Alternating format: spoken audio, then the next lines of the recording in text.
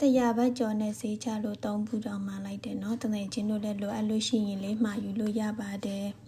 သူ့ရမူရေးဈေး290ဘတ်ကိုလည်းအခုကတရားဘက်ကျော်နဲ့ဈေးချလို့တငယ်ချင်းတို့လည်းလိုအပ်လို့ရှိရင်လေးမြန်ဝယ်ယူလိုက်နော်သူကအချိန်ပိုင်းနဲ့ short တာမို့မြန်ဝယ်ယူလိုက်ကြပါနော်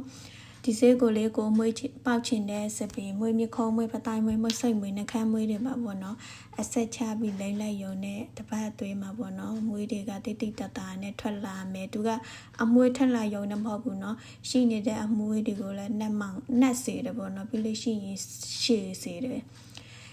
ဒီဈေးကိုလေးကိုမွေးပေါက်ချင်တဲ့စပင်မွေးမြခုံးမွေးပတိုင်းမွေးမစိတ်မွေးတွေမှာပေါ့နော်လိမ့်ပေးပေါ့နော်တပတ်တရက်မှာမနေ့တစ်ချိန်ညချိန်တော့လိမ့်ပေးပေါ့နော်တကယ်လို့သူကထွက်လာပြီဆိုလို့ရှိရင်ညနေပိုင်းတစ်ချိန်ပဲလိမ့်လို့လည်းရပါတယ်နော်တနေ့ချင်းတို့လည်းလိုအပ်လို့ရှိရင်လေးမှာယူလို့ရပါတယ်အိမ်ရောက်ငွေချေလေးရပါတယ်နော်